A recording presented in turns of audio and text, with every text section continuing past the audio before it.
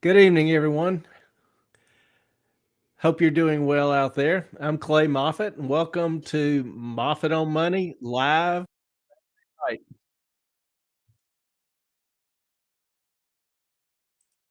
Tell you what, we can kill that back talk there. Um, been a good week. I'm on spring break, so no classes. Had the week off. It's been a pretty week. Got some work done around the house. Obviously, been working on some papers. Got another research paper out in my job. It's literally perish or publish or perish. Probably I should say a little better. And I hope you've had a good week. Um, Now, just to kind of help me familiarize myself with everyone, where are all of y'all? I'm curious. I'm here in lovely Wilmington, North Carolina, right on the beach or block off of it. And got a month and a week left in school. So that's probably the most exciting thing going on in my life right now. After that, I'm off for 3 months. I can probably count.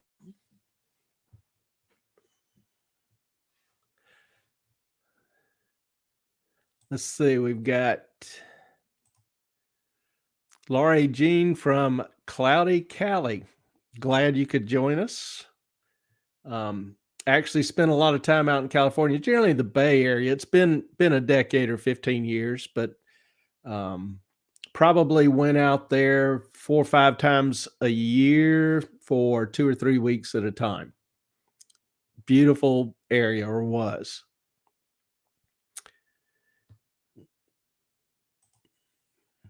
Hey, Carrie Berry. Tallulah and Chunk say hey to you. Hope you're doing well. They're excited to have another live broadcast going on. Hey, N1R. Is that OL0L? How about Anonymous? I'll get this right in a minute. And then Nick M hanging in from New Jersey. Glad to have you. And then one of the best places around and one of the best people around, Secret in Scotland. Now, Secret tonight is performing an invaluable service for us. She is moderating the chat and kind of educating us. Would ask your thoughts and prayers for her. She's been ill, but we still appreciate her willingness to join us and try to give us some pointers and help better manage the chat and the discussion. Connecticut, Carrie Mary's mom. Rosa, hi from South Carolina. Hey, neighbor. Don't know what part of South Carolina. I actually lived in Columbia for a year or two back in the early 80s. Had one of the most humid points or days I've ever had. So that's my memory. Carrie Berry in Connecticut. One of the only 2 or 3 states I've actually never visited. Seems beautiful, but have to see it for myself. Andrea, are you going to be covering the SVB collapse? Yes, in some fair depth, actually. It's a hot topic and it's such a broad one. You know, I'm sitting here thinking, or was thinking earlier today about the different topics that had mentioned for tonight's discussion, and may have bitten off more than I can chew, because they are a lot of information with each, but we'll do the best we can. But SVB is definitely high on the list. Then you've got, you've got Anonymous up the street near Winston, not far at all. Glad to have you.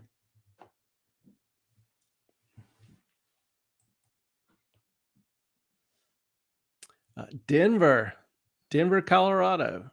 Preparing for a move back to Southern Oregon next month. Well, my daughter lives in Denver, so if you see her, wave to her for me. I haven't seen her in a while. It's been way too long, but beautiful area, as is Southern Oregon. And 1, 2, 3, 4, cheerful. Alexandria, Virginia. Nothing big going on here. Well, you're there, and I consider that pretty big. So thank you for joining. And Anonymous. My name is backwards, Lauren. Lorin. Okay. I'm slow, but I'm getting there. That's interesting. Thank you for the explanation. All right. Tonight, like I was just talking about, had alluded to the fact or our advertising where we try to mention Murdaugh, the Fed, the Great Reset, FTX. I don't know if I want to go to 3 or 4 in the morning. Y'all probably have curfews earlier than that as well, but we'll try to start off with Murdaugh and then talk about SVB and the Fed, which I think are probably the greatest interest to most people. Maybe talk about the Great Reset a little bit, but we'll try to keep it to a couple of hours. And then if we need to extend the conversation in another live, we can always do that. And there's so much coming out, particularly in the economy and with the market. SVB, there are other banks that we'll talk about that probably will be going belly up before long. At least they should. So there's a lot going on, and look forward to having really an ongoing conversation with you all. Y'all are some of the nicest people online I've ever met. Y'all make it fun and interesting for me, and really enjoy doing this. So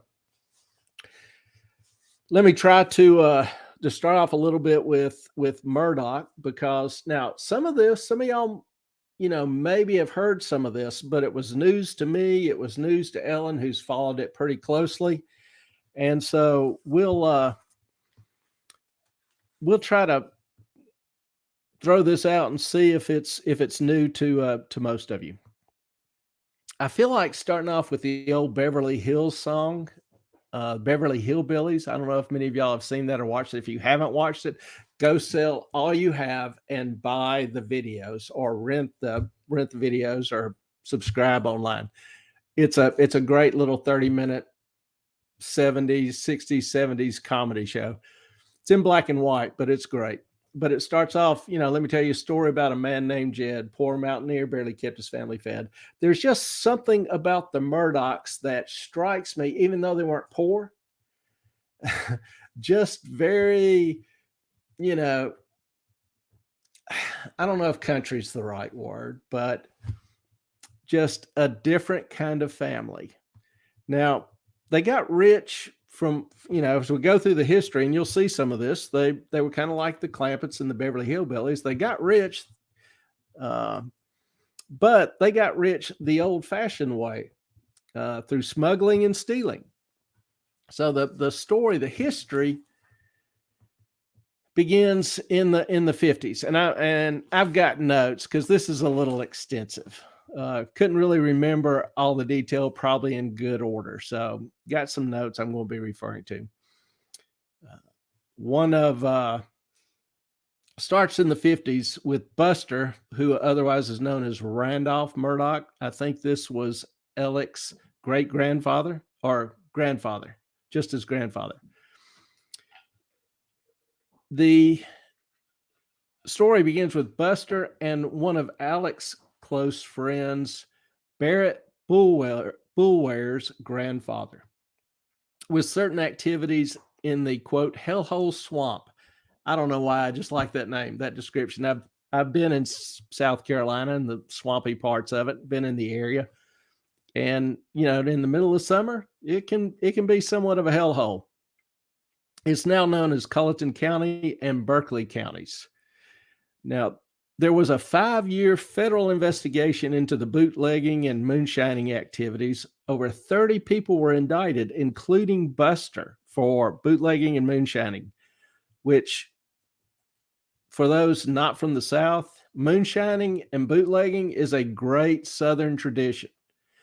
I don't know if any of y'all like NASCAR or watch NASCAR, but that racing competition arose from the bootleggers who would soup up their cars' engines so they could escape the revenuers, as we refer to them down here, the tax collectors and federal agent revenuers.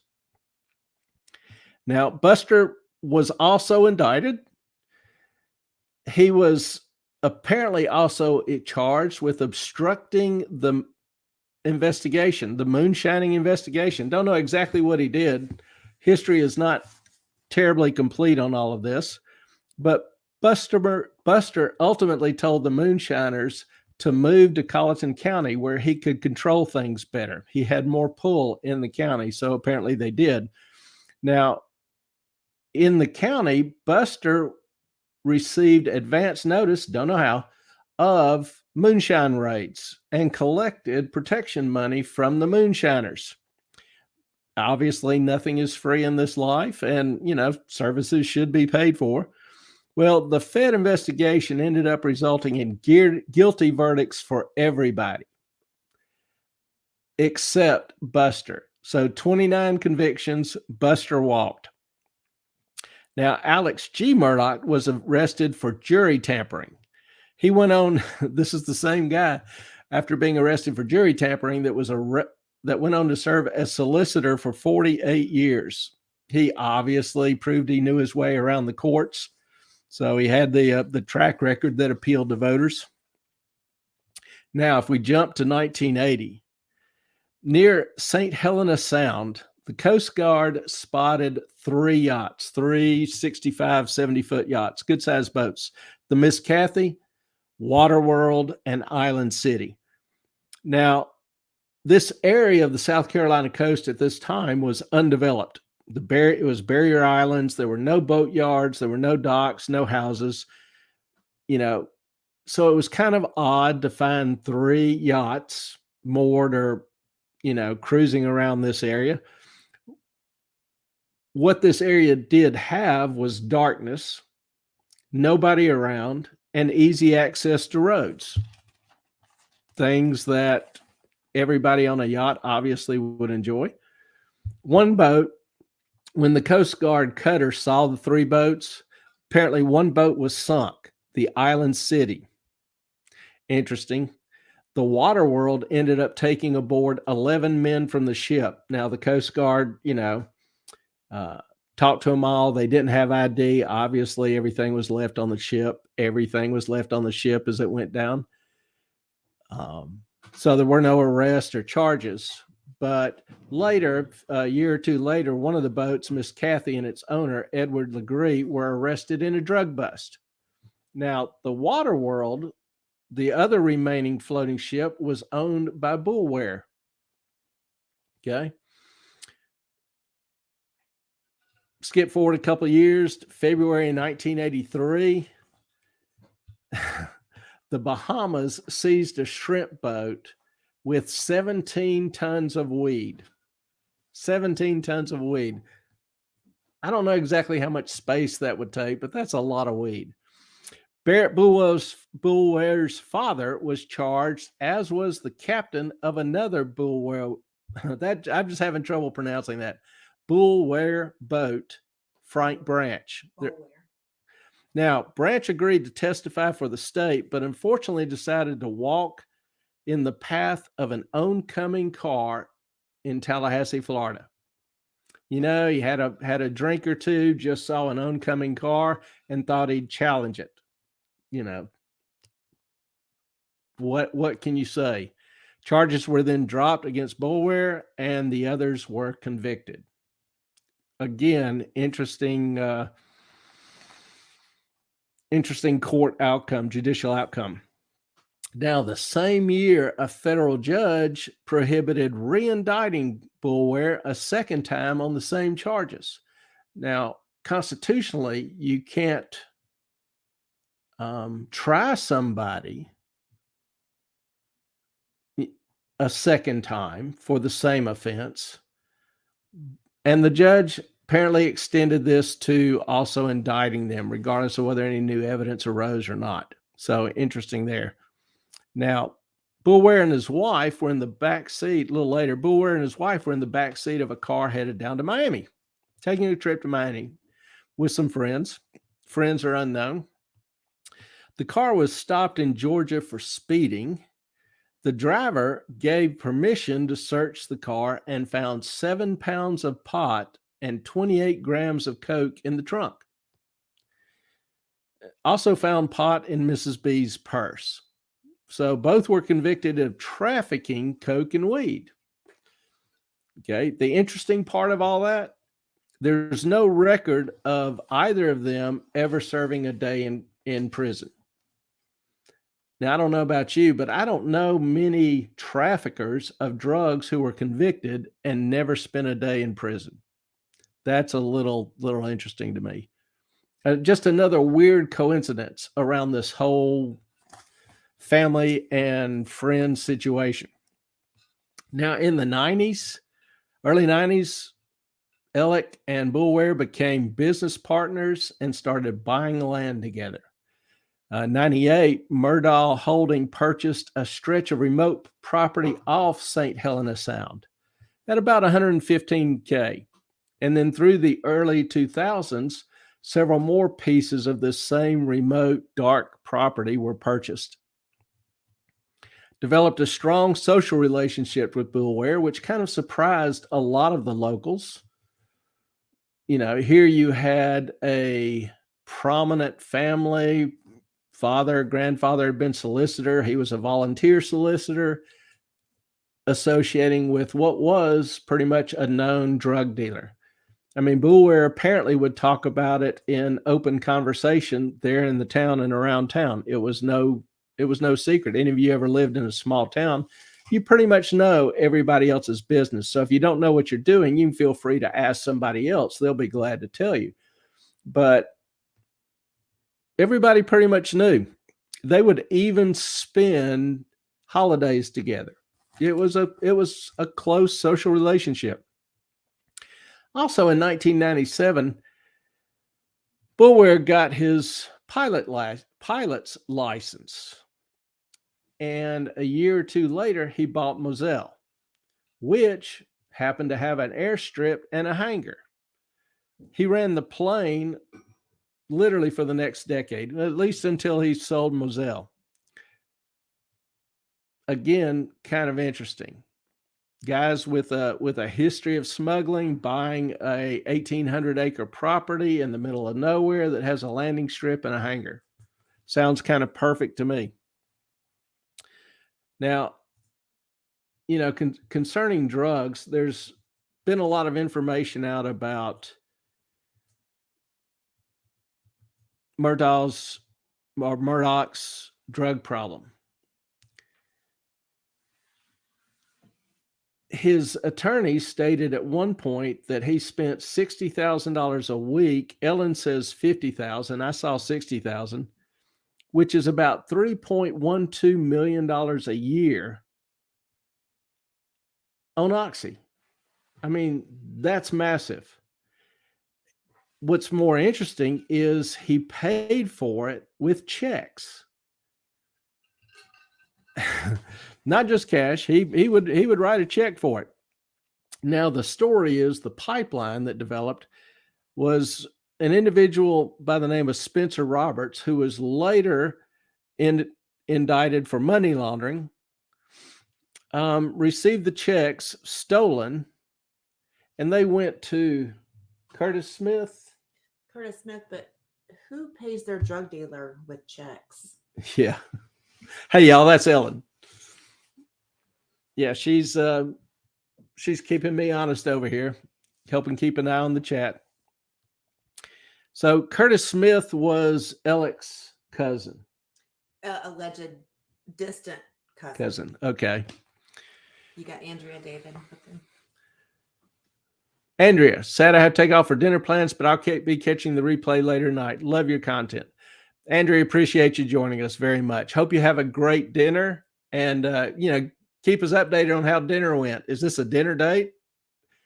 Anyway, you have a great evening. Thank you.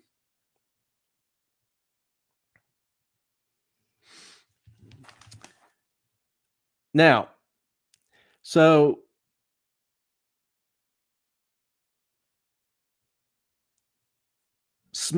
Curtis Smith, I'm trying to keep the story straight here, would get the checks from Alec and cash them, then would give Roberts the cash. Roberts would then buy the drugs from the cowboys. And I was thinking, I don't know how many of y'all remember the movie Tombstone. A great movie. If you've never watched it, a really great movie, some great lines. But there's a Western group, a Western gang, cowboy gang called the Cowboys. They would wear red sashes. And so I was thinking, some group of Texans or whatever had moved to South Carolina and taken over. Nope.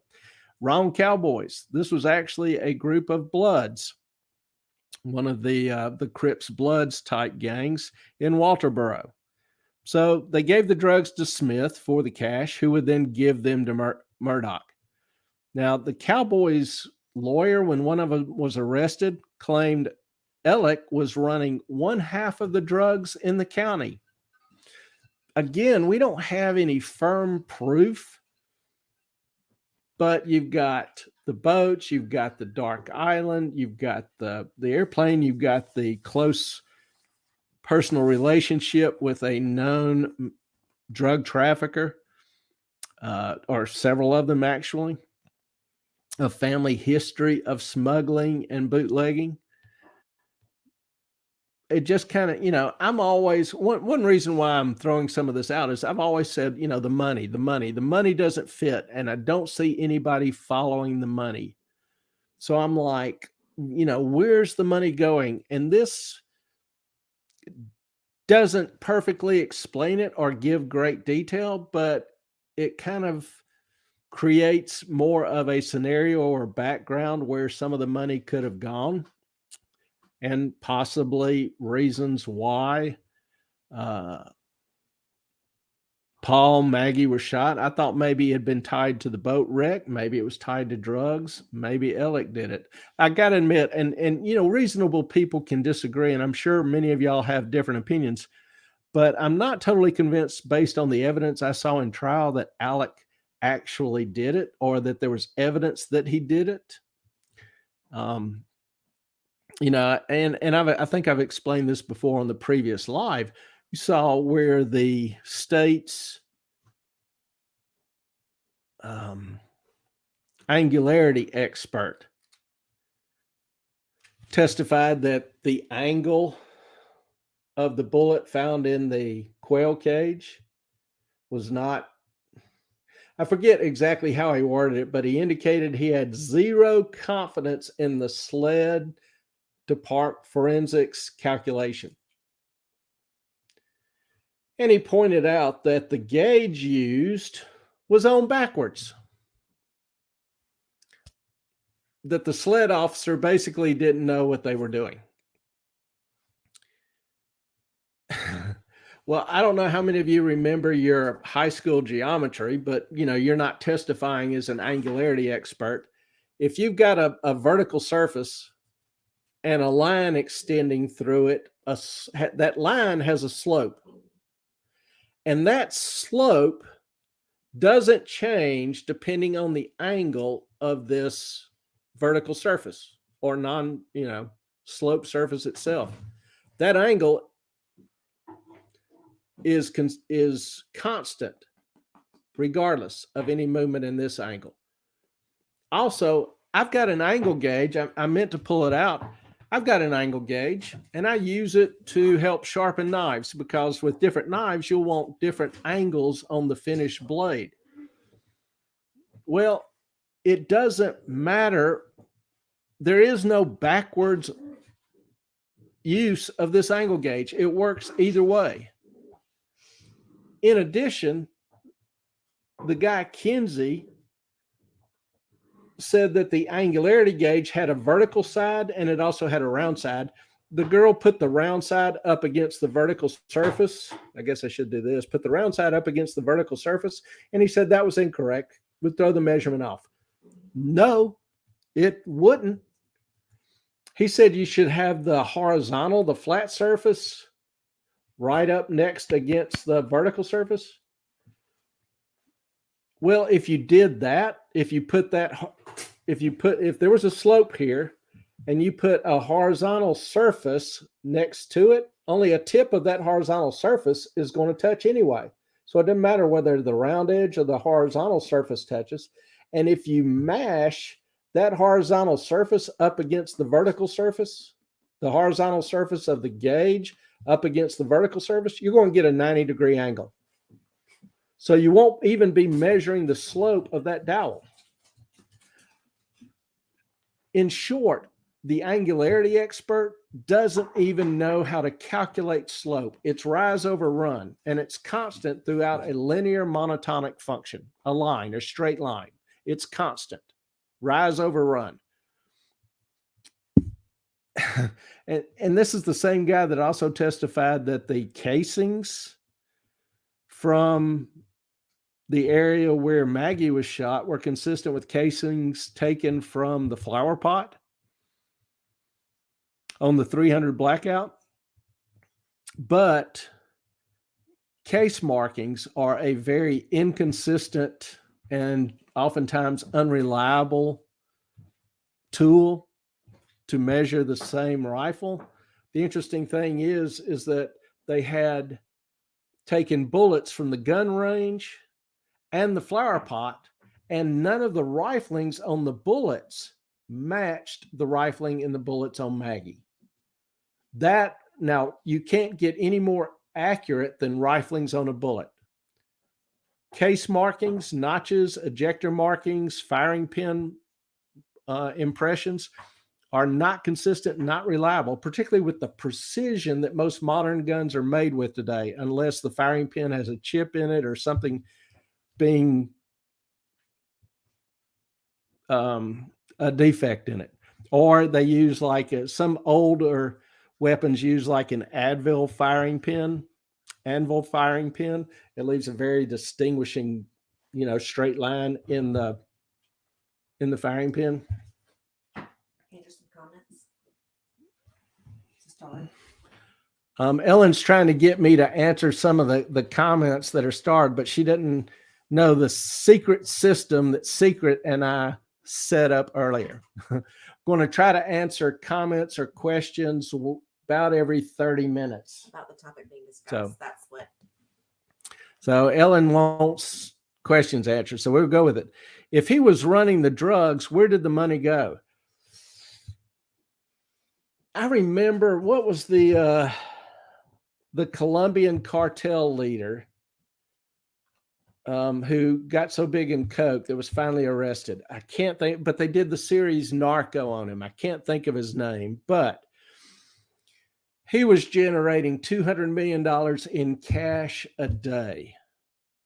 He couldn't launder enough of it. He couldn't get rid of enough of it. And he would just literally, I remember there was a house in Mexico that had been abandoned for years, was finally purchased, and they went in and found $200 million in cash just stocked in one of the rooms.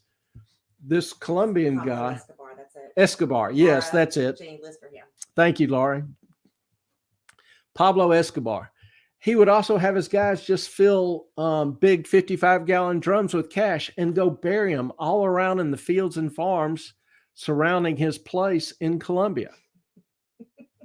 So it's kind of like you generate so much cash, you don't know what to do with it sometimes.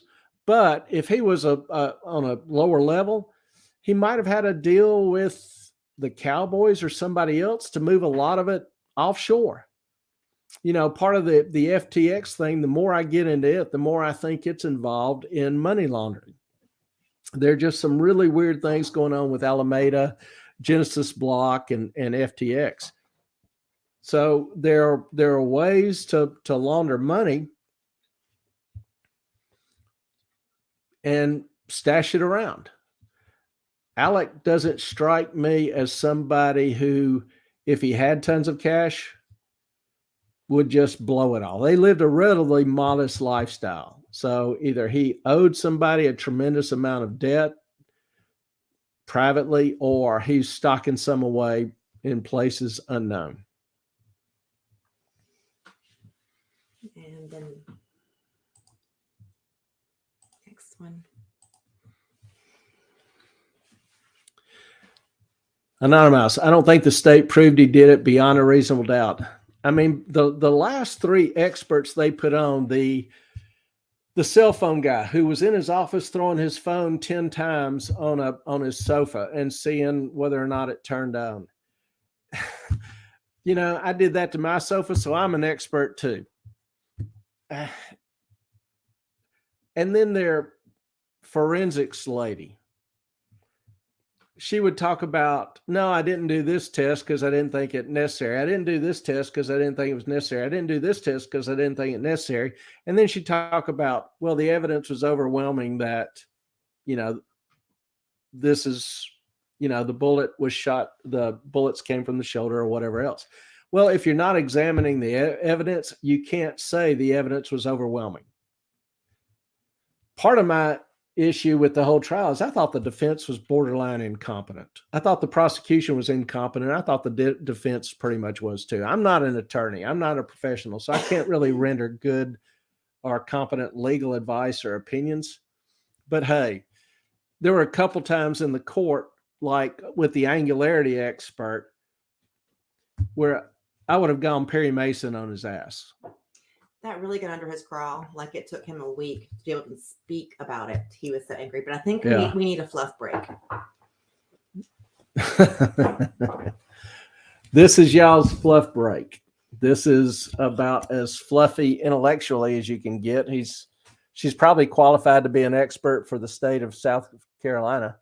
She could be a sled agent, I think. She could sniff out more. But I think that there are people asking about the SBV. I'll get it wrong, or SBB. And if you'll let them know that we're getting to that. Yeah, some of y'all have apparently asked about SBV. We are going to cover that here next. Anonymous, what makes you think sled ballistics were any more competent than the rest of them? Good point. But I do know that case markings are oftentimes very inconsistent and really aren't ultimately reliable in and of themselves. Bullet ballistics, the rifle. Hush! Sorry, y'all. I'll handle it. Come on. Privilege of having little dogs that hear boogeymen outside all the time. Case markings are nowhere in the same league, not near as reliable as rifling marks on the bullet. A rifle barrel or a pistol barrel has little curved lines down the side of a barrel. Very, very faint, but little lines. These are riflings. They cause the bullet to spin and help keep it on a straighter axis as it's, you know, moving through space. Well, each gun ends up having very discernible rifling marks. And, you know, by taking samples of the bullets at the gun range, bullets at the flower pot, and comparing them versus the bullets found in Maggie, or that killed Maggie, there was no match. And that is the highest level of forensics, the most accurate level of ballistic forensics you can have is rifling marks. Mills, whoops, was wondering how he kept asking Buster if he was okay on money, like his assets weren't frozen. Exactly. Ellen just played for me a conversation this morning of Alec while he was in jail talking to Buster on the phone. Somebody apparently filed an FOIA and got the tapes, but he's talking with Buster about getting back in law school. Buster was kicked out for plagiarism from USC Law School and was talking about getting back in readmitted.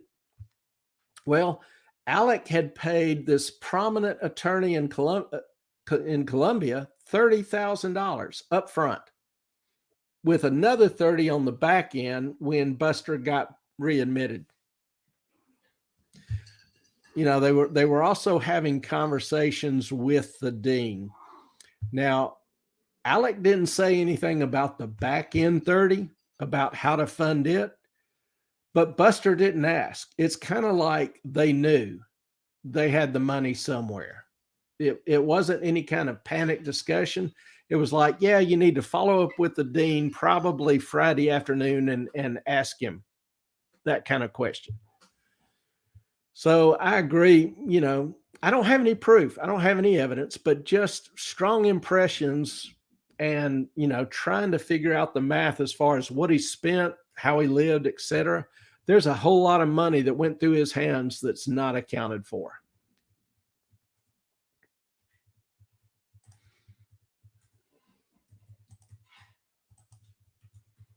Ken Berry's mom. Well, I want to start a fight at the Gun and Rod Club if tool marking is junk science. Depends on the type of mark. Some marks are consistent and trustworthy. Some of them aren't, particularly if you're looking at reloaded shells that have been through several guns. Rifling is always accurate and consistent. And they were all of the blackouts were made by the same or customized by the exact same person. Yeah, Ellen was pointing out that the blackout rifles were customized by a friend of the Murdaughs, at least 2 out of the 3, but the customization doesn't change normally the barrel or the upper or lower receiver. They may, put in a new trigger. They may, set on a scope or a thermal optic. They may change the butt stock out for a different model, different version. But the basic workings of the rifle and the barrel are not usually customized. Occasionally, they may tweak it a little bit, and yes, those tapes are pretty interesting. What's the rate for losing plagiarism charge in Wilmington? He'll fail me. Yeah, I've only had one kid do it in years, and I failed him and reported him to the dean. He was actually a senior. It was his last class, and it was the final. And I tell kids at the start of class that it's their call. Don't put me in that position because it's not a choice for me. So they make the choice to not give me a choice, if that makes sense. So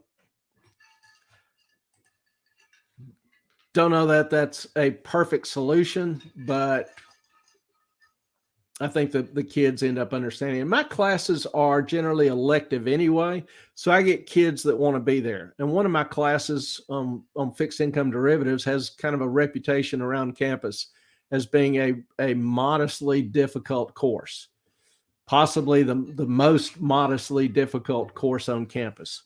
So I'm not, I don't really have problems with a lot of the students that I get. So, I don't think there's any doubt that this family is, in my opinion, sleazy, sketchy, whatever. Does that bolster the case for murder? Does it prove that Alec committed murder?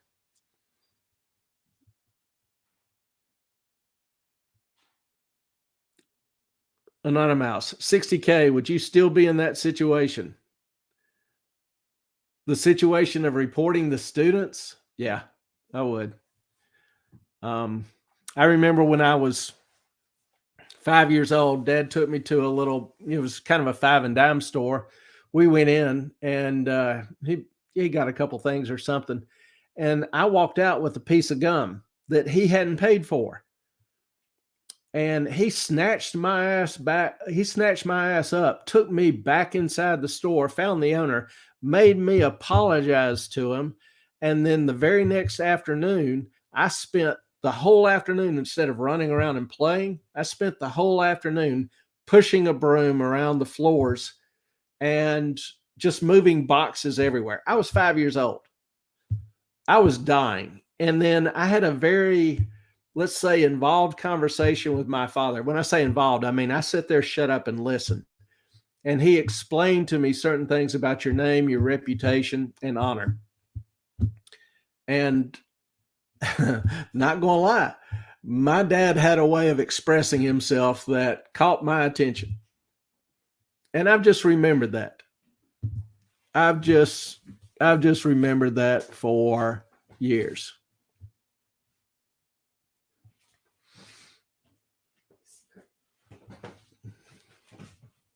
Senator Ramirez. Oh my, that's a whole level of ridiculousness. Bless his heart. My father was serious about a few things in this world. One was protecting his bride, taking care of her. Another one was his name and reputation. Anonymous, same thing here. Wrigley's Juicy Fruit Pack I found on the floor of a drugstore, 10 cents. I learned. I think parents being involved in their kids' life and taking responsibility for what their kids do is a good thing. We've kind of moved away from that. I hope the pendulum is starting to swing back, but we are hopefully returning to some simple standards. A couple other things on Alec, then we'll move to SVB. Alec said he was taking 1,500 to 2,000 milligrams a day. I kind of like math. He said he was doing 30 milligram pills. So that's 50 pills a day, 350 pills a week. Now, if he was doing $60,000 in these pills a week, that's $170 a pill. Did a little Googling research, whatever. For the past 20 years, Oxy has sold from $20 to $40 a pill. And he's saying he paid $170 a pill. The math just doesn't work out. Now, if we use Ellen's number of $50,000 a week, that's still $143 a pill. That's crazy.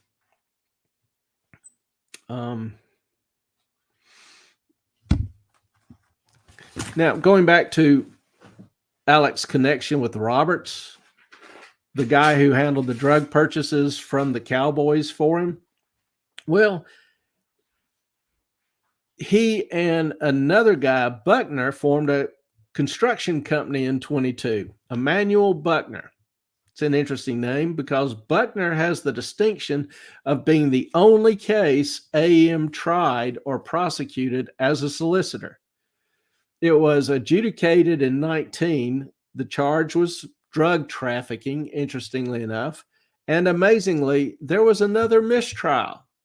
So, particular case was thrown out. Even better, never retried. Buckner has drug charges dating back to the early 2000s.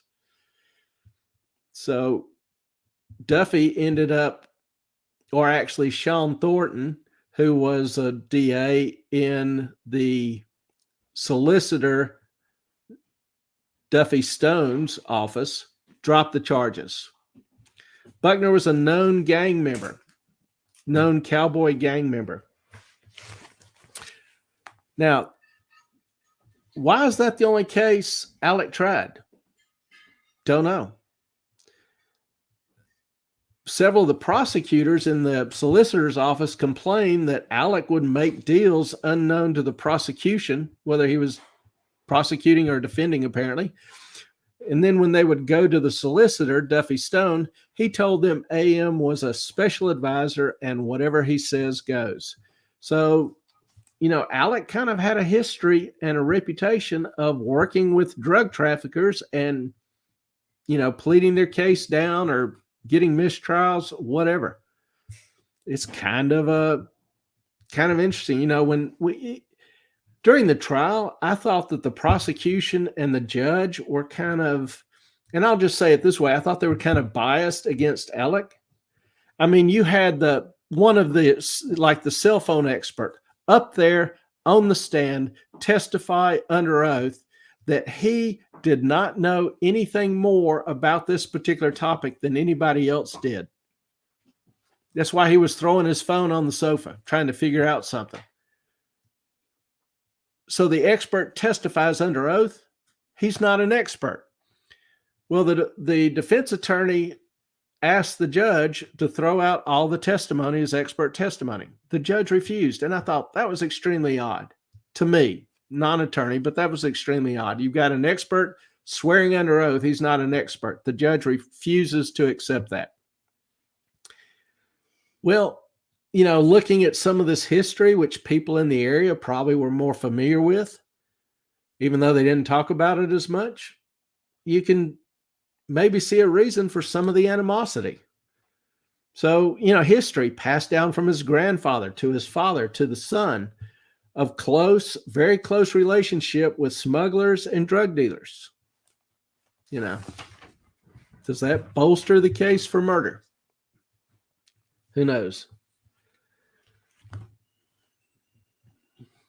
Now,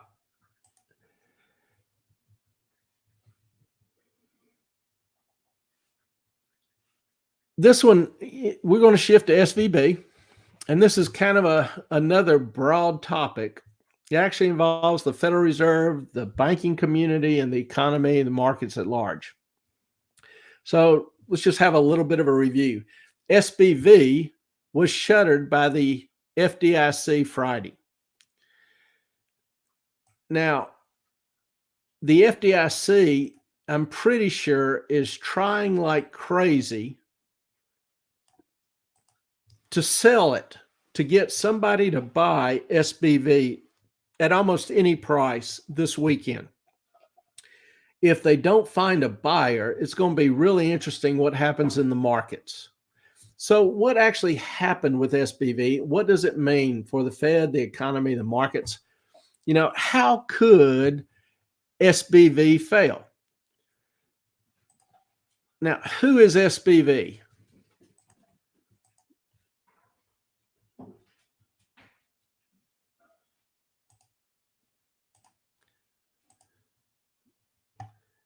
Silicon Valley Bank. SBV is Silicon Valley Bank, as I refer to it. It was the 14th largest bank in the country. Had a well-established reputation. They did a lot of venture capital work there in the Valley. Had a lot of relationships with other large financial institutions. So how could they fail? Well, if you look at their management team, SBV's management team, you've got kind of an interesting group, put it mildly. The CEO was a director on the Federal Reserve of San Francisco. There are 9 different Federal Reserve districts, each with their own president and directors. He was a director at the San Francisco Fed, so pretty prestigious position. Their CFO was a former analyst at Freddie Mac. Freddie Mac went bankrupt after the 2008 subprime crisis. Their chief administrative officer was a guy who was a former CFO of Lehman Brothers, well-known bankruptcy in the subprime crisis, actually created the biggest crisis in September of 2008. The chief risk officer, we're not done yet, chief risk officer, well, she worked for, was it Deutsche or Credit Suisse? I think it was Deutsche in 2007. Deutsche had noted credit issues 2009 through 2015, 16, 17, really didn't make profits consistently until 2020. Big struggle with Deutsche. The chief legal officer was general counsel at Citibank in 2008. Citibank, company that's been so poorly run, they've been bailed out 3 times and each time come back bigger and worse. I mean, assembling this team, who the hell thinks that would work? I don't know. Can't give you good answers on that. They basically failed to plan, which means that they plan to fail. The old cliche, but it's in their blood. They all have a history of being with failed firms. It's kind of like FTX. Everybody that joined FTX had a history of fraud, money laundering, whatever. Just an interesting assembly of talent, let's say. Now, SVB had two major problems. One, they borrowed short-term money. Now, a bank has assets and liabilities. Individuals will deposit their money with the bank. Savings account, checkings account, CDs, these are all deposits. And most of them pay a low rate of interest or no interest, but many of them do bear an interest charge, but they're all short term. You put your money in one day, you can take it out the next. So no maturity. CDs may have a maturity, but it's 30 days, 60 days, 6 months, relatively short term. The other side, the assets, a bank can lend money. It can make loans to individuals or companies. If it doesn't have sufficient loan demand, it will then buy securities like bonds, treasury securities, agency securities, or mortgage-backed securities. So the problem is that the deposits are short term. And if they're short term, that means they reprice quickly. By reprice, I mean that when the Fed is hiking interest rates rapidly, the interest rates on these short-term deposits go up because the bank can't pay 0.5% interest when somebody could take that money and put it in a 30-day treasury at 4.5%. They'll lose deposits. And that hurts the bank. The bank can't afford to lose deposits. Well, with the deposits, the bank can either make loans, and the loans they make generally are commercial loans. They might have a 10-year life, or mortgages, a 30-year life. And those loans, the 10-year loan, the 30-year loans, they don't reprice when interest rates go up. So they've got the two separate sides, the deposits and the assets. The assets should pay a higher rate of interest than the deposits. And that difference is called the gap. That gap should be positive. Well, if interest rates are rising rapidly from the Federal Reserve, the asset side doesn't reprice. The deposit side reprices. And as the rates on deposits go up, that gap narrows until it equals zero or turns negative. And the banks need about at least 1.5% or 2% gap in order to be profitable, pay their rent, their phone, their employees, all those kind of things. And so if it goes below that 2%, the bank starts losing money. Obviously, if it goes to zero or negative, the bank's in severe danger. So that's what we call in the business in a duration mismatch. Okay, they had short duration liabilities, long duration assets. The rates on the short duration rose, the rates on the long basically remain unchanged. And remember, for the past 12, 14 years, rates have been extremely low. So the rate on these long-term assets was very low. 10-year treasuries were 0.75%. So you might make a 10-year loan at 1.5%, 2%. 30-year mortgages, I refinanced my mortgage several years ago at 2.5% for 30 years. I think that's stupid. Now, if somebody's willing to give me money at 2.5% for 30 years, I'm going to take it all day long, all night long. But it's stupid for somebody to give that because the interest I pay them is taxable plus inflation. So inflation, got up to 7, 8, 9%. It's still at 6.5%. So at that rate of inflation, if you're only earning 3 or 4% on your long term after taxes, and inflation, you're losing money. So that's where SVB found itself. Its short duration was mismatched with the long duration. The rates they were paying soared from 0.5 to 5%, rough estimates here. So their interest paid soared while their income remained relatively fixed, at 2, 3%, something low, paying 5, earning 2. That leads to bank failures. That's what happened in the 1980s savings and loan crisis, and it's a good part of what happened in the 2008 subprime crisis. Now, to raise cash to pay for these expenses and pay for depositors wanting to, their money out, they had to sell some of their long-term investments, these bonds that they held, the longer duration assets. Well, bond prices move inversely to interest rates. If interest rates go up, bond prices fall because their interest payment, that coupon, is fixed. And so the lower price makes that coupon look like a higher interest rate. So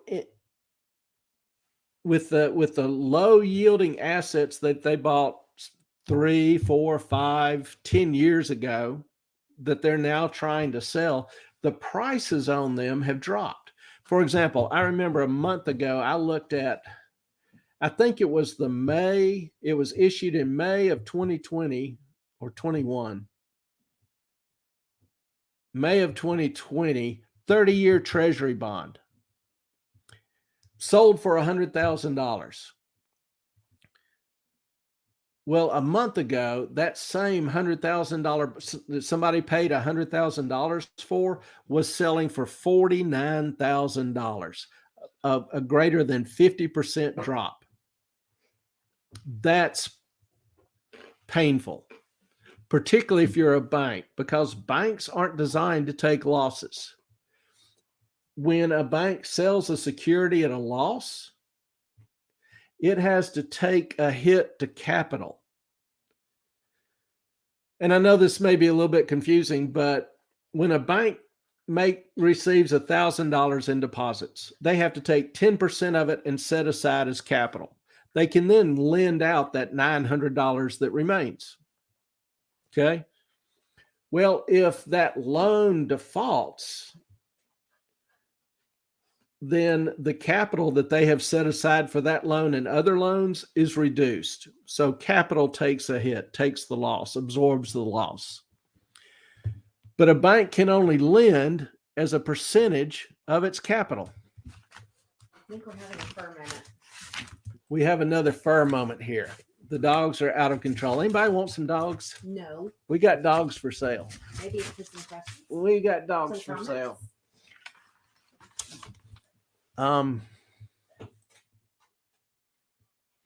So Ellen wants me to answer some comments. So let's try to take a little break here and do that.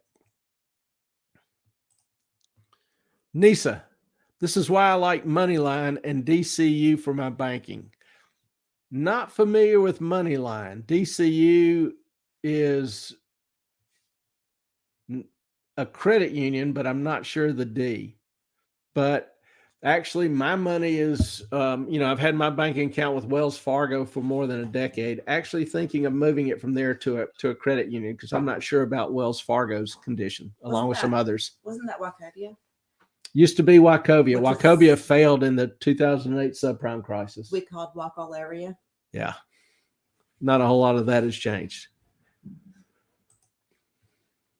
Anonymous, how much stock did these 4 people sell in the last month?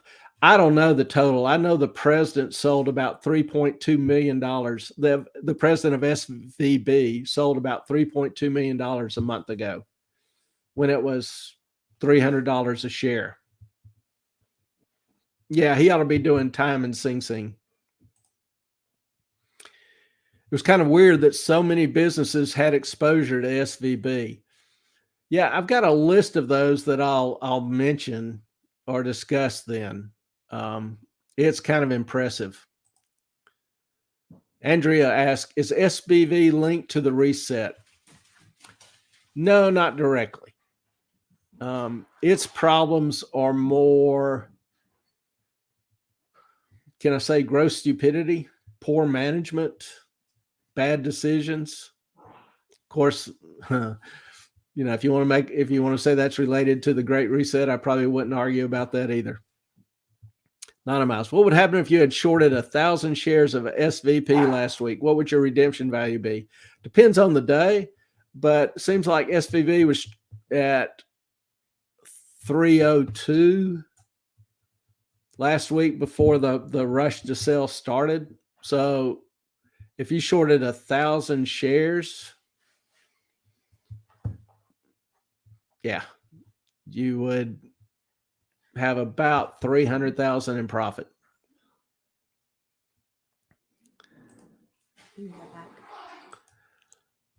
Now, so SVB, its profits are fixed, its expenses are not. So that's pretty rough. So they have to sell assets. They have to sell some of their bonds. They lose money on that. That reduces their capital. So they have to sell more bonds to try to replenish that capital. Well, they're selling these bonds at a greater loss. So for every bond they sell, they have an additional loss to take against capital. So the more they sell, the more they have to sell. It creates a banking condition called contagion. And that's what bankers and the Federal Reserve fear the most. It's where a bank takes losses greater than the capital that they have set aside. And they just can't recover the capital. Now, the problem is banks have relationships called correspondent relationships with other banks. Banks will deposit money with each other or do deals with each other. So as was alluded to earlier, SVB had relationships with a lot of other banks or financial institutions.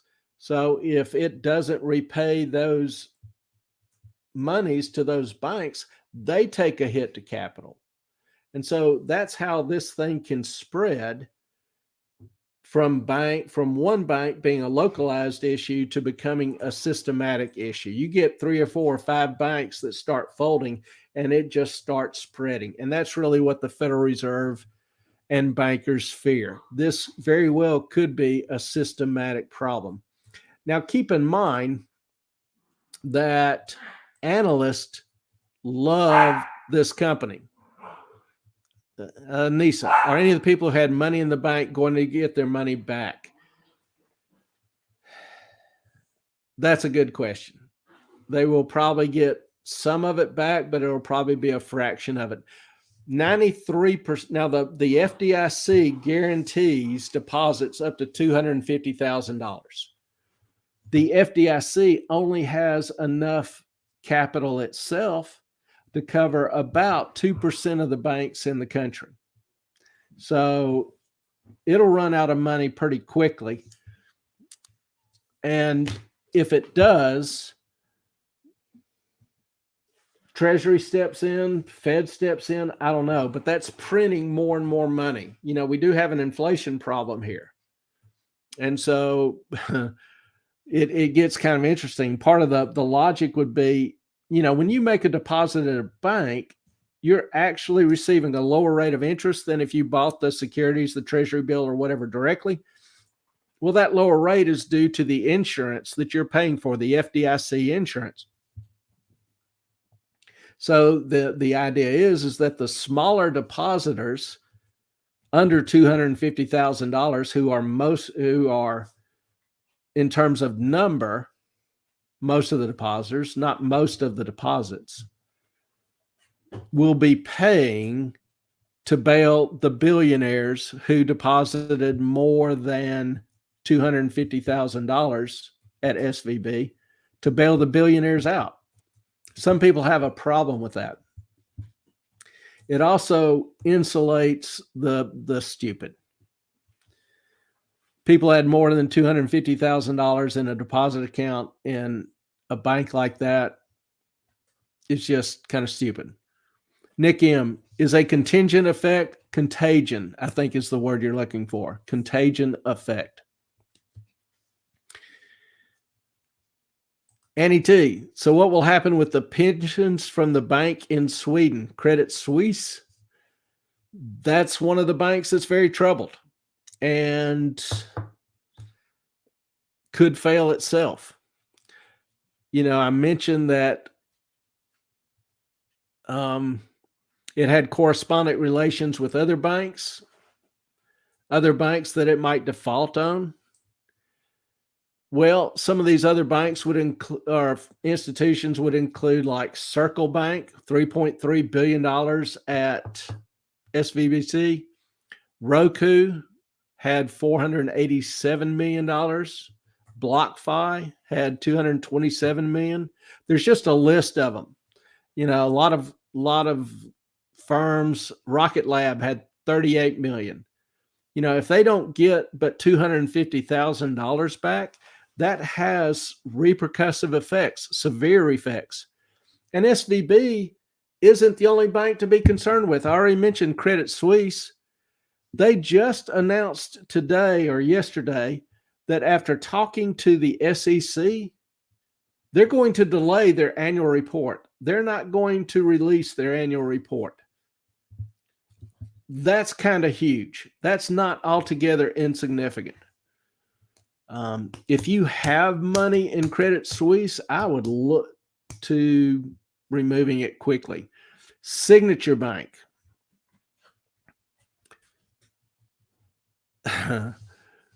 Signature Bank. Signature Bank is a fascinating case to me. How it's still open, I don't know. It's got deep relationship with many known frauds. It had a relationship with FTX, relationship with Alameda, a relationship with BitThumb, a relationship with BlockFi. It's got a relationship with Binance. It's got a relationship with Huobi. All of these firms that are pretty much known frauds, they all do banking with Signature. It will be shut down. The only question is when. Another bank that's, you know, probably on the verge, First Republic, Schwab is deep in the hole. So you've got a number of banks that if they start folding could very, very easily create contagion effects.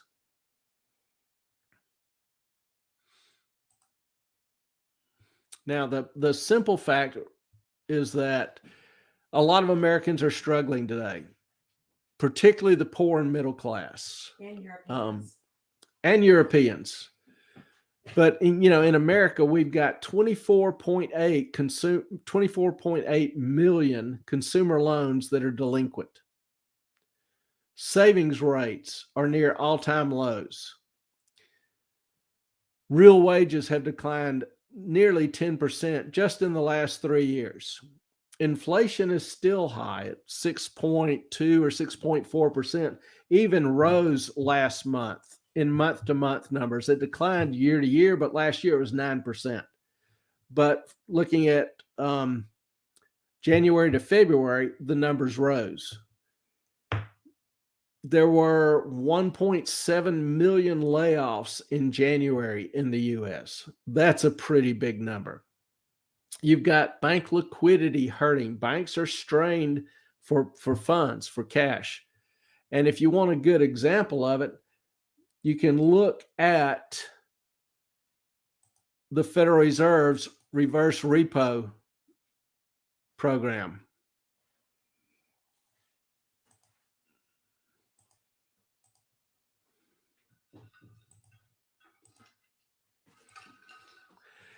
This is taken from the FRED, the Federal Reserve's database. It shows the overnight, it's called reverse repurchase agreements.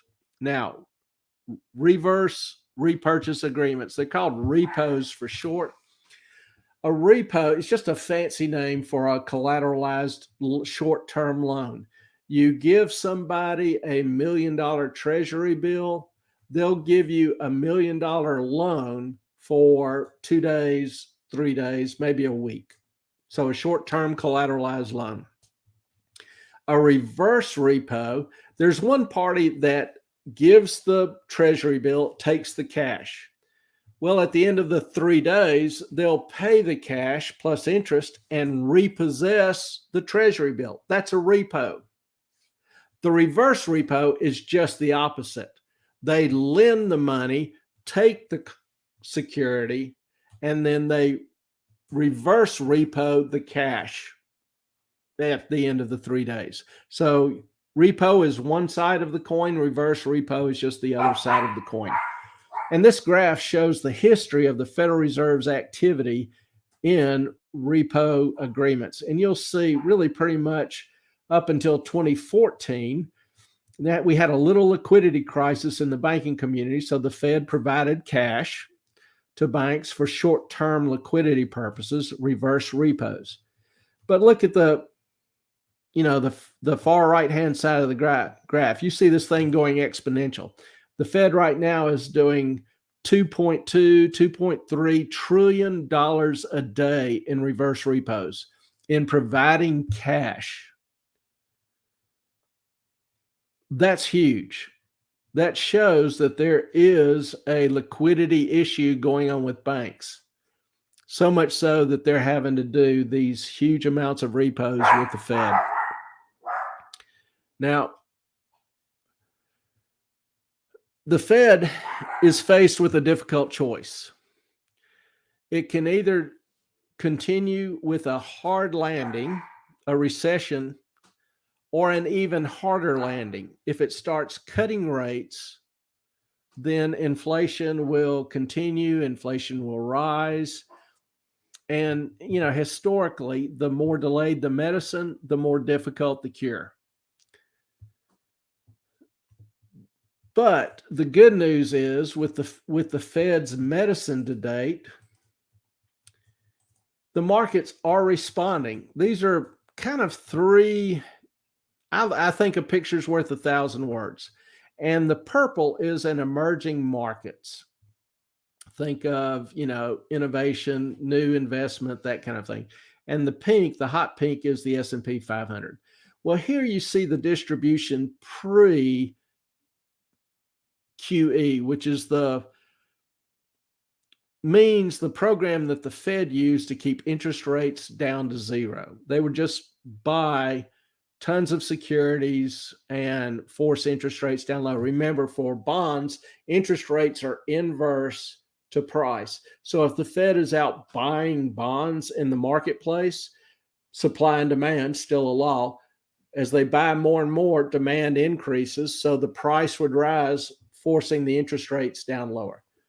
And here you can see how the market looked without the Fed in QE. You've got a nice left-hand side tail of the markets. You would have some losses, and you would have generally, more gains than you do losses. That's the way, markets normally function. But when the Fed was doing QE, if you look at the middle, you'll notice the very high peak, the narrow peak. This is the Fed manipulating the markets, stock and bond markets, basically, to where, positive returns were almost guaranteed, high returns compared to historically. And then since March of 22, this third graph, you'll see that it's starting more and more to resemble the pre-QE, the pre-Fed manipulation. It's starting to develop a little bit more of a left-hand tail and even a more extended right-hand tail. So it looks more and more like a normally functioning market. We're not there yet, but getting there. And that's pretty important because that simply means that risk is more accurately priced. You can't have a functioning market without risk being realistically priced. So the bottom line is we are, I believe, headed for a recession. And one big indicator of this is the Treasury bond market. Now, if we look at the yield curve, let me see if I can pop it up here.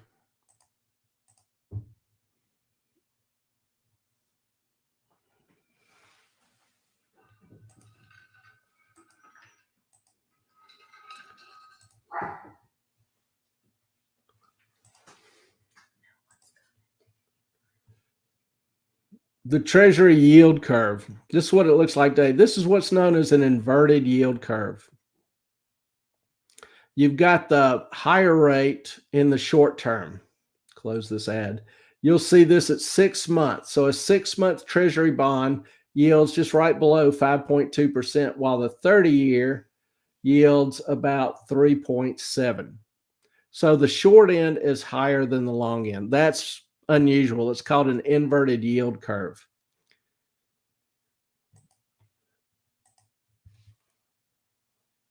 And that's generally a pretty good indicator of a recession if we're not already in one. You know, I gave you some of the facts before. Loans are increasingly delinquent, savings rates are low, real wages have declined, inflation's high, a lot of layoffs, a lot of companies closing. You've got what appears to be a banking crisis started. So, you know, if we're not already in a recession, we're headed to one. Now, also, another issue is keep in mind that 1/2 of the federal debt refinances the next 3 years. So every 1% increase in rates translates to about $420 billion in higher interest payments. This high rates is a bigger issue than just banking and commercial loans. It is a concern to, it just can have very deep impacts on individuals throughout the economy, throughout the nation, throughout the world, in fact. So let me pause here and handle a few more questions.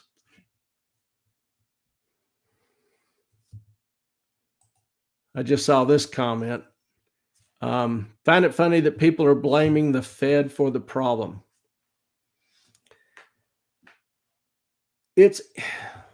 I don't think it's any one person or group's problem. Did the Fed contribute?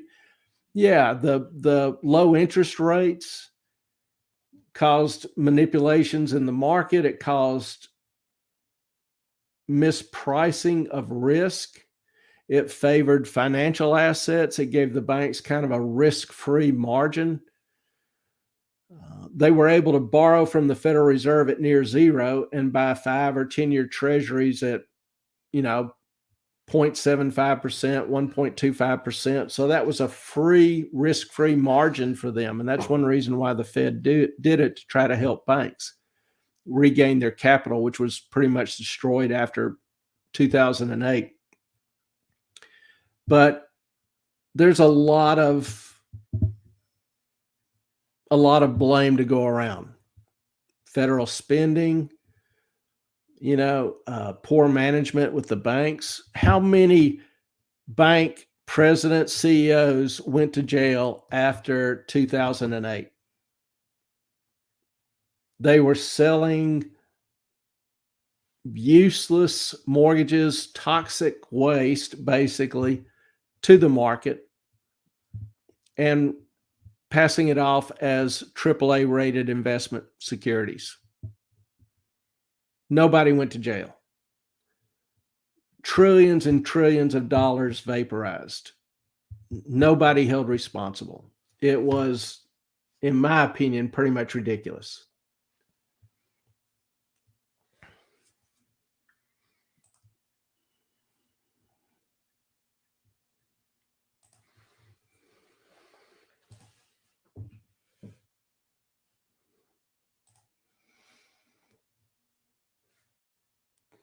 So anybody have any other questions about SVB?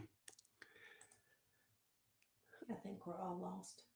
Ellen's like, everybody's all lost. If I lost you, then it's a good time to ask questions. Give me a chance to try to straighten it out. The bottom line, I guess, with SVB is it's a serious problem.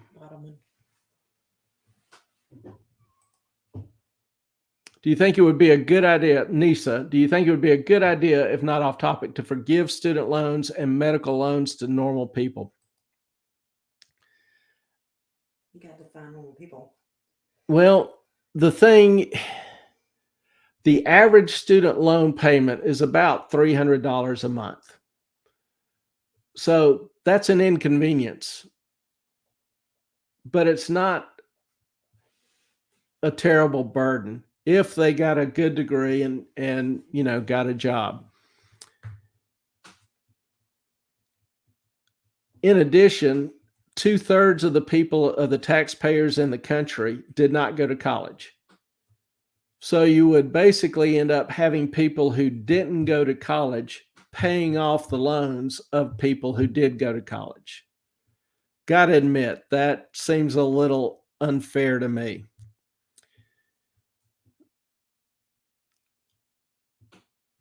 So, I think now obviously I'm a professor, and student loans is kind of a big issue to me because I think colleges are actually are or have defrauded students for years because they give students these loans but don't tell them about the payments they're going to have in the future. So if they get a worthless degree, and I won't mention, the different fields, you probably can guess whatever field you want. But if they get a degree that they can't get a job in, where the only job they can get is a Starbucks at barista, then a $300 payment's pretty huge. But the school didn't tell them what their job prospects were in this field, what the pay was in this field, and what the payment on their loan would be. So I think the universities have some responsibility there as well. The universities have no consequences if they graduate large number of students that can't get jobs. I have a problem with that. I think that's just a form of fraud. Now, Nisa adds, it would give money back into the economy, right? Well, it would take money from the economy. It'd take money from the 2/3 of the people who didn't go to college and have to pay taxes. So it would increase the burden on them. Also, it generally would be a payoff for the affluent because most student loan holders have good jobs. Doctors, lawyers, accountants, etc. Many who are making well over six figures, and all of a sudden their loans, would be forgiven. While the people who struggle are plumbers, electricians, construction workers, farmers would be seeing their taxes raised in order to cover the student loan payments. So it would take money out of the economy and put it back in a rather inefficient way.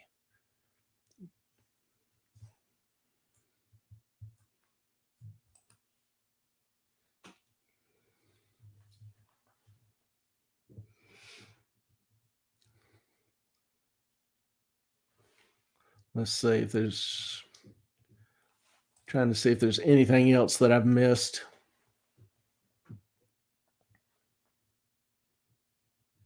So what do y'all think about SVB?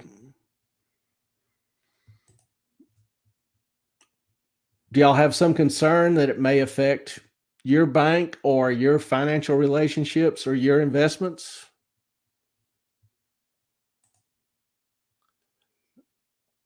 I can't really give, I try not to speculate too much about things that I'm not very confident about. But we'll know more how serious this is over the next week or two, because a big part of it is going to depend on whether SVB gets bought out this weekend or the next day. Zan's tired. I need my student loans forgiven and I'm not making any money. If you got a Pell Grant need-based, you are eligible for more. If you got a Pell Grant need-based, you are eligible for more grants. Yeah. Yeah, I believe that's right. Okay, can I speak to this Yeah. as a I was just responding to you, Sanitized. I I was a hairstylist for 14 years. Yeah, 14 years. And I could not pay back my loans with 2 kids and all the things. So I need mine to, I mean, I'm on Medicaid right now. So um I've been approved to be forgiven with the US government, but it's also in, I guess, still in the courts, Clay. Yeah, Um, the whole thing is tied up. so I get it. I mean, everybody says like we're just roommates. Clay has been kind enough to let me stay with him until I can get everything together because I've had some issues like everyone else. But yeah, so I get it, Sanitized. Yeah, and I know that there are a number of people in Ellen's situation, and I hope some other accommodation can be made. When I give my opinion, it's based on the impact on the economy and the nation as a whole. There is never a perfect solution in any economic scenario or philosophy or whatever. I'm pretty much a free markets guy, but that means that some people will do better than others. Some people will do worse than others. There have been times and moments where I've gotten my anatomy handed to me. It's not fun. It's never fun.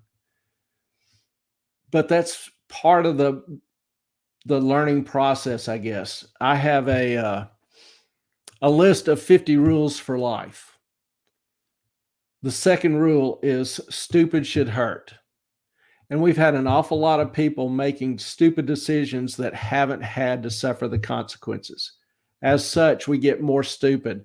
I know somebody had a comment that I wish banks were held more accountable.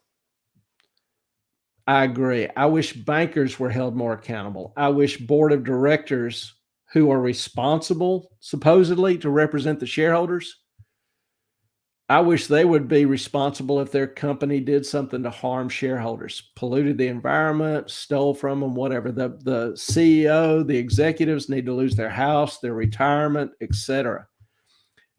You do that to a couple of executives, and I guarantee you they'll start running better companies. But right now, we have been insulating people from the consequences of their actions. Now, I think Secrets asked a question I skipped over real quick there. Would it affect people in the UK?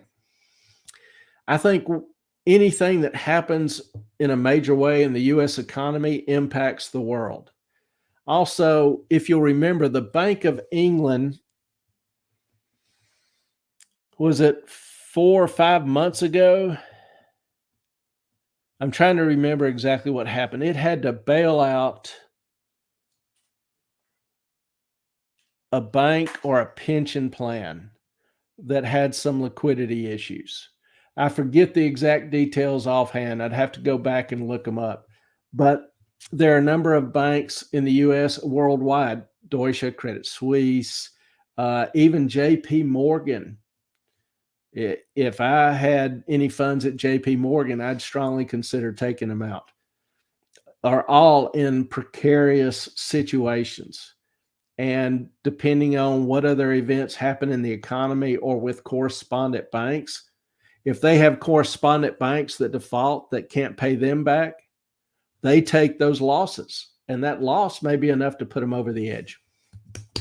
So that's the problem when you start having banking failures. Nobody really knows the extent of how this will impact other banks nationally and internationally. You don't find out till it's too late. So yes, it's very possible it could impact people in the UK, Europe, Asia, all around the world. Melts, I kind of think all of this is circle of life. It will always go in this financial circle. It's more about learning and preparing for these times. And that's really what this channel espouses. That's why it exists. I know sometimes I may not do a good job of explaining things. And and practical reality is there are some things in finance that just aren't dramatically exciting to try to explain, but I think they're still necessary for you to try to understand. Like some of the stuff I went over with the Fed, probably, and the Treasury yield curve, that's probably not going to become intuitive the first time you hear it. But if I continue to mention it over the next few months or year, I think increasingly it'll start to sink in, and you'll start to be able to see it and make decisions based off that. That'll put you in a better decision, in a better position to make decisions about your future, your career, companies that you're with or associated with, your investments, your retirement. So that's the goal of this channel. I can't just make everything perfectly simple, in 30 minutes. But the goal is, over time, hopefully add to your knowledge, help add to your wisdom, and do so in somewhat an amusing manner to enjoy what we do and who we do it with. So always open to suggestions and questions. Let's grab the stars. Ellen wants me to grab the stars. Star messages up there. Let's see what we got here. Sorry, guys. Annie T, follow the money and everything. Amen, amen, amen. And all God's people said amen.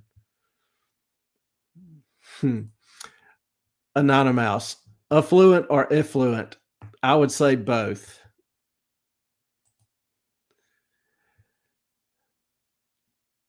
I would love to try to pronounce your name, but my Russian is gotten a little worse the past decade.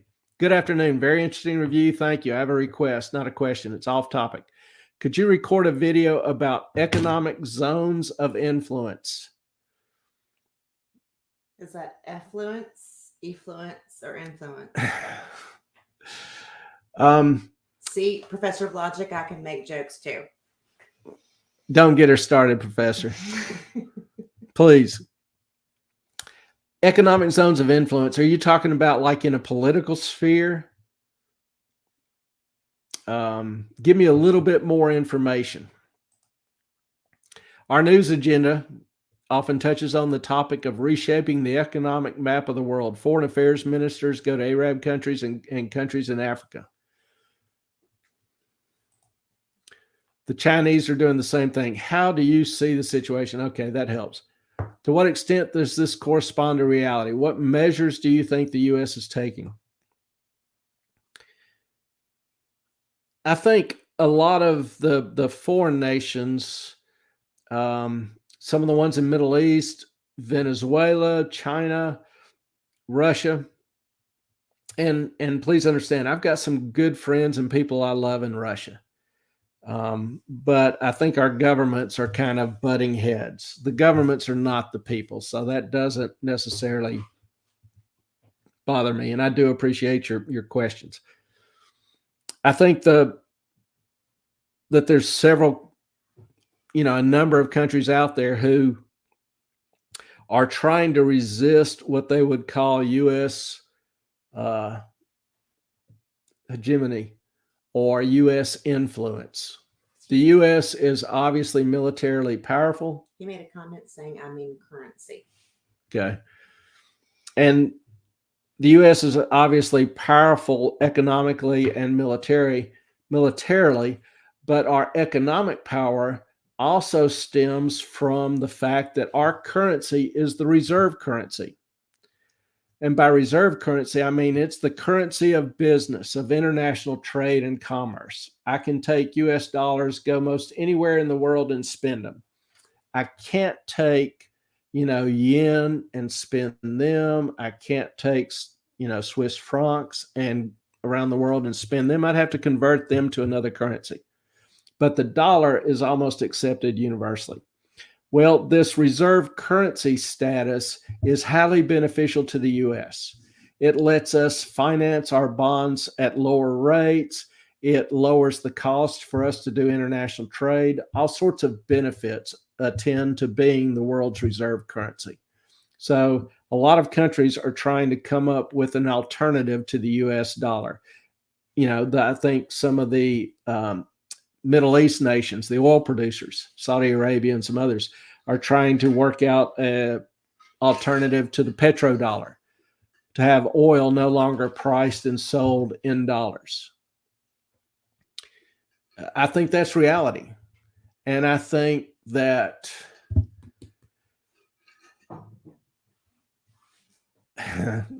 this administration, sometimes it's hard to figure out what this administration wants. What they say is not the same as what they do. Their actions don't often match their words. So in terms of some of the policies and strategies, they seem sometimes pretty intent on trying to irritate and piss off other countries. That's not a great encouragement for them to continue to use the dollar. It's kind of a big disincentive. So I think there is a chance that the dollar has already lost some influence. There's Venezuela, for example, does everything in euros now. Russia wants everything priced in rubles. So there is a move and several significant actions to try to undermine the dollar. Hasn't completely succeeded, but it's certainly weakened it at the edges. And I think that pressure will continue. How we respond, whether or not the dollar will remain the world's reserve currency, really depends on our conduct. And if we can, I think we have gotten so involved in trying to pull other countries' strings that I think some of them are getting kind of tired of it. Flip side is they like our money. We pay tons and tons in foreign aid, and that can be kind of addictive. So it's a catch-22. You take our money, you take our policies. I don't have really an immediate solution for that, but that's obviously something that we've got to work on.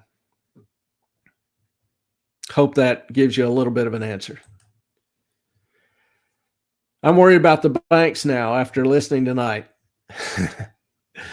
Well, some of them you should worry about, but some of the credit unions, some of the small local banks won't be affected by some of this.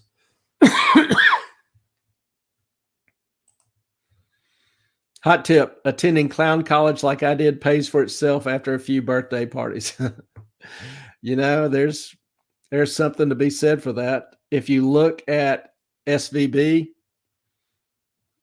the vast majority of their executives attended Harvard or an Ivy League school or went to graduate school there, the Kennedy School of Business. And all they've done is consistently drive companies into bankruptcy.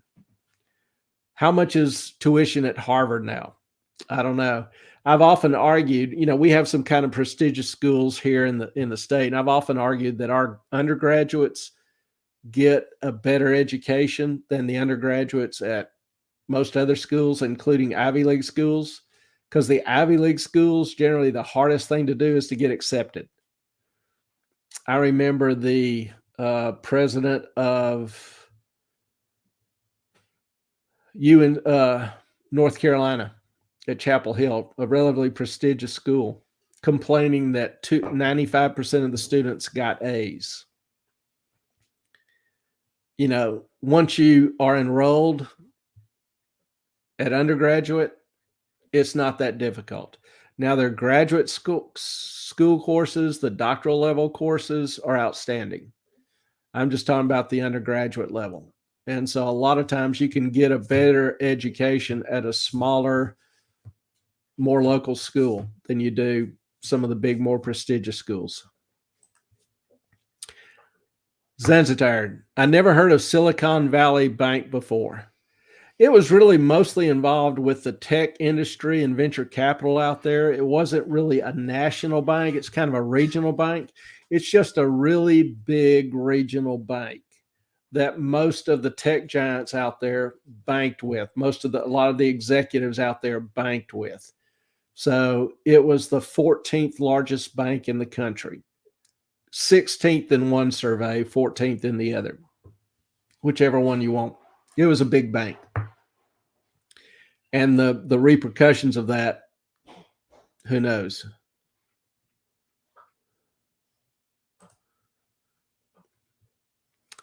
Banks are run on the good old boy system. The board has no background in banking. Look and see who your bank's board of directors. You will be shocked. That's the problem to me with the board of directors. They're all friends of the CEO, and they rarely, if ever, go against him. You know, that's not their job. Their job is to represent the shareholders. They should be responsible to represent the shareholders' interests. They should demand to know what's going on with the operations of the bank. And, you know, if the bank is dumping poisonous chemicals into the river, the, you know, manager who is aware of that should notify his supervisor, who should notify the CEO or president of the company or whatever. Each of those people, if something is not done, if that's not made public, should be held responsible, legally responsible. And I'm talking about losing their house, losing their retirement plans. You do that to one or two companies, you start instituting personal responsibility for what is known, you will find you don't need a whole lot more regulation.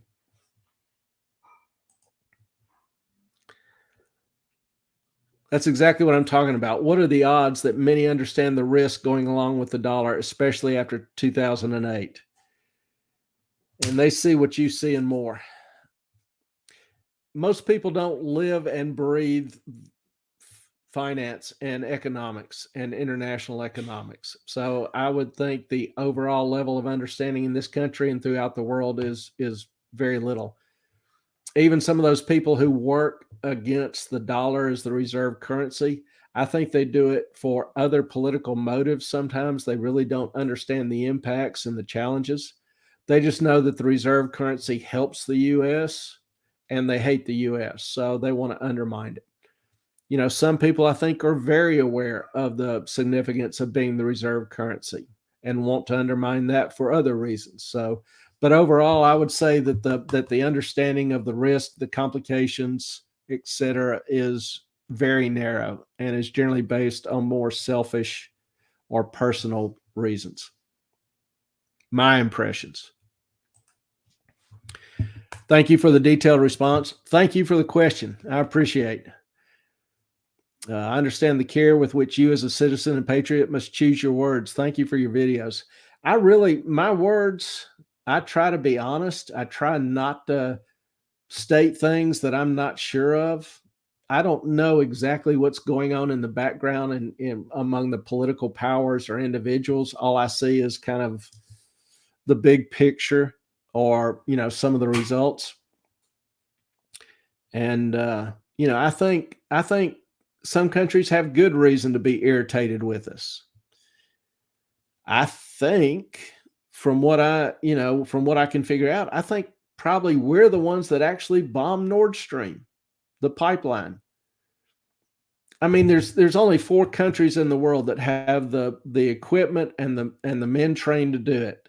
China, Russia, the UK, France, and America, 5 countries.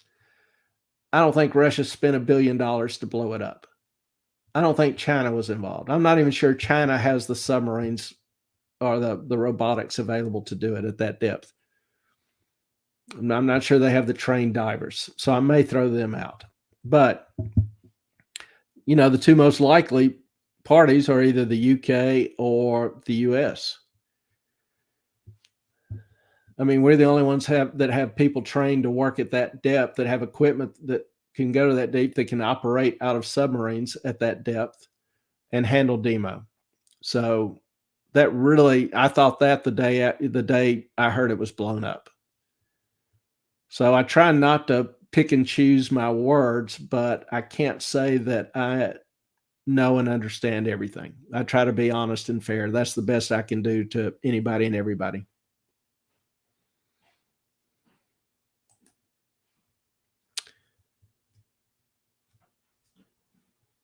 Oh, wow. I'm in the region, but never in tech. in the region. I'm a little, are you talking about in North Carolina? I'm not sure. If you could clarify that for me, that would help. Sounds tired. Does Rob know you teach at NC? Am I remembering that right? I teach at UNCW.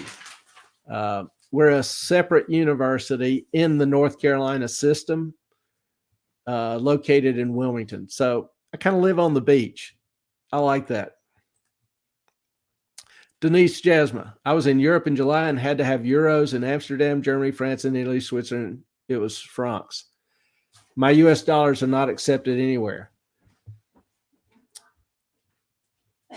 A lot of places do prefer euros, particularly for small transactions. They can't really make change in the dollar, so I should have clarified.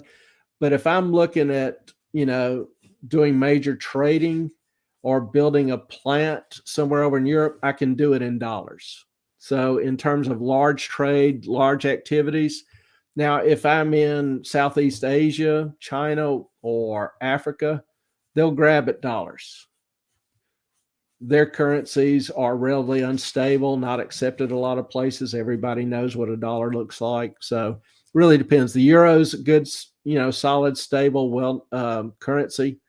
And Europe is kind of, a lot of places in Europe, like Paris, is very, I don't want to say anti-American, but they're not pro-American. Now you go out in the countries like up in Normandy or whatever, those people, love Americans. Parisians, not so much. So it really, there's a little bit of that going on in the euro as they fight to try to protect the euro. I need your attention. Ellen wants my attention.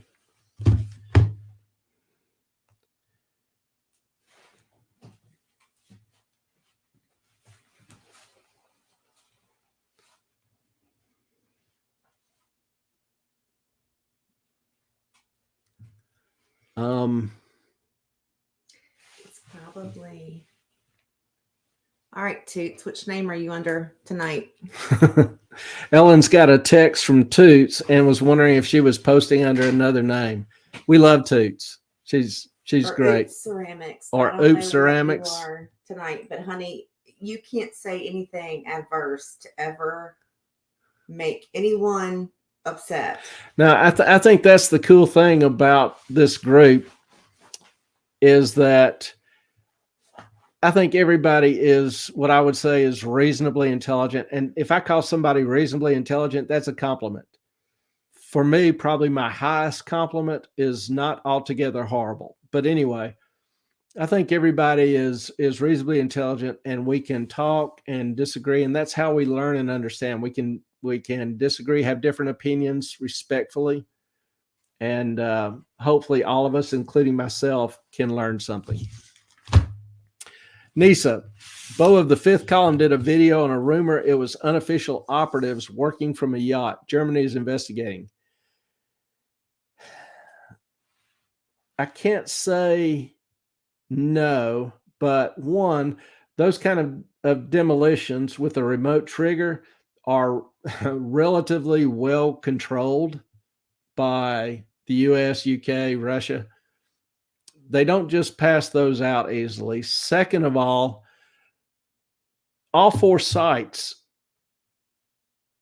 exploded simultaneously. So they were triggered by an electrical sonar signal, sonogram. So they had to use a sonobuoy to trigger a little buoy that's just floating in the ocean that receives the signal from the ship and then sends an underwater signal to the four sites that they detonate simultaneously. There's only a couple of countries that have that technology and that ability. You have to be able to plant that buoy with the signal and not have any other nation who's like US subs, Norwegian, Swedish subs are always listening for sounds. They would have picked something up. Funny how they all went deaf at the same time. So, in terms of a Ukrainian group, they don't have subs, they don't have the technology, they don't have the training. You need some special training to be able to dive at 300, 350 feet. There's only 2 schools in the world. Russia, I think, has one too. So 3 schools in the world that can train divers at that depth.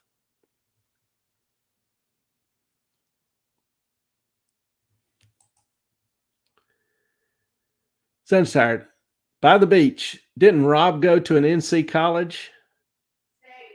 I think he went to NC State, which is just right up the road. But yes, he's a big Wolfpack fan. So need to give him a shout out. I was trying to think. We didn't beat them in basketball, but I was going to rub that in if we did. I'll have to wait another year. We'll do that sometime soon.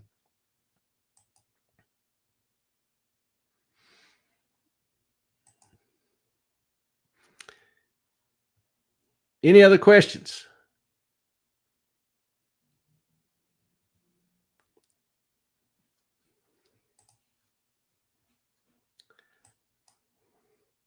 We've got Annie T. I'm a Duke fan. How did you become a Duke fan? Do what?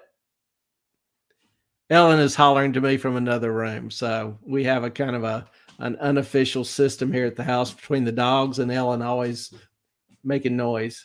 I'm a Carolina fan. UNC. Ellen is a UNC fan, a Chapel Hill fan. Of course, I'm an Auburn fan. Spent 4 of the best years of my life there. Should have crammed it into 6, but did not.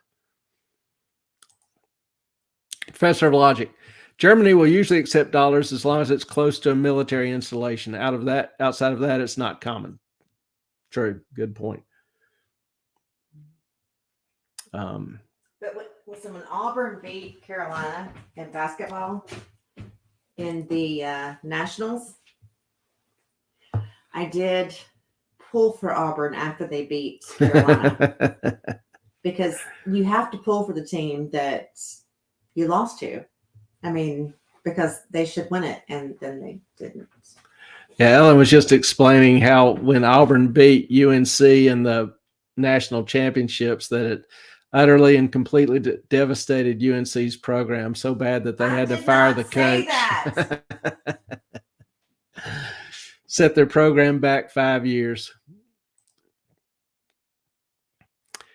For me, the explosion wasn't that important at the time. I didn't fully understand the consequences.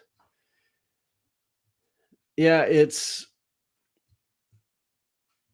to me, it was a way, I always look for motives. That's one thing about, the Murdaugh trial. I can't really figure out his motive for trying to kill his wife and son.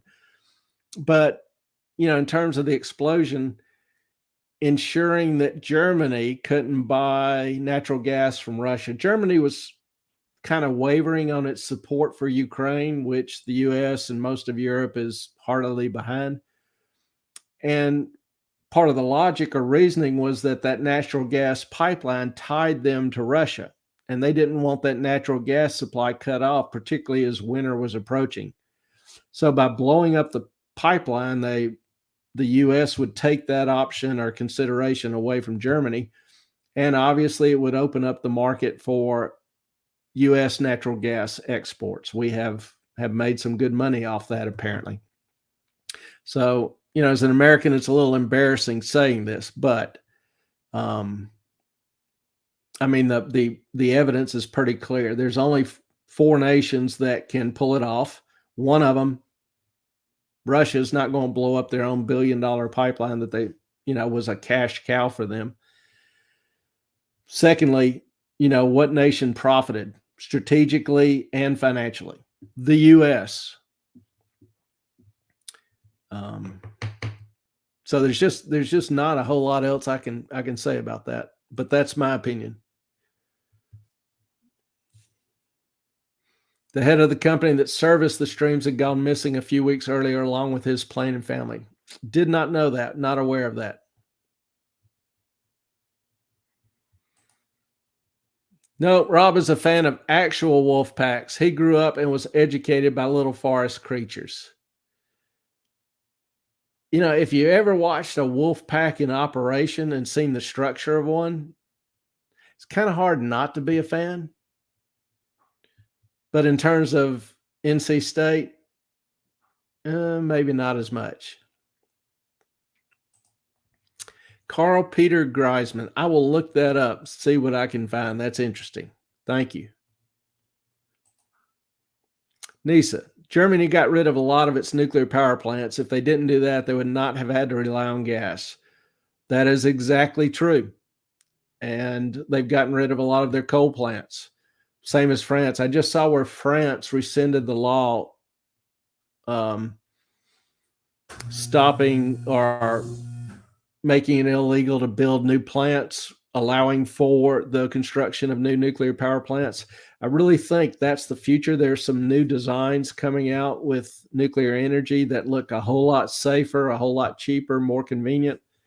It's obviously, you know, if they can overcome and reduce the risk and reduce the expense, you know, I've seen plans for a little nuclear plant that would be kind of the size of my office here that would power a large neighborhood or a small city. That would be a deal.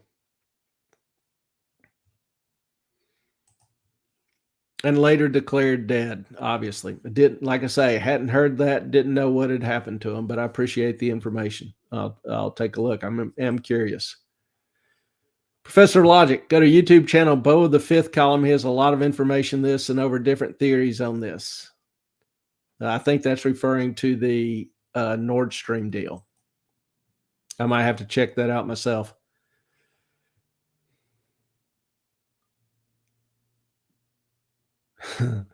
Nisa, as son, it's the learn to run the country with their sauerkraut powered generators. They will be fine.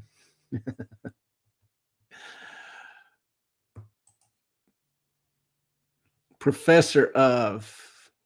He's always making jokes. Professor of Logic, very funny. He does have a modest sense of humor. I'll have to give him credit on that. No more conspiracy theories. Thanks again for your work. I appreciate you joining us and appreciate your question. Wish you well. Secret. Person turquoise waving. Hit that like button, subscribe, and click that bell to turn on notifications so you never miss a stream. I really hope you all will hit the like button and the subscribe button. Do appreciate having you and really enjoy having you. Y'all are a great group and help make things interesting.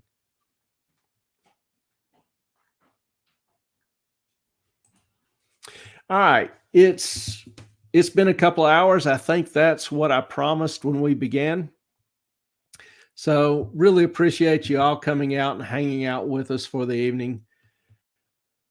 I hope, probably Ellen said I left y'all confused and left her confused and apart.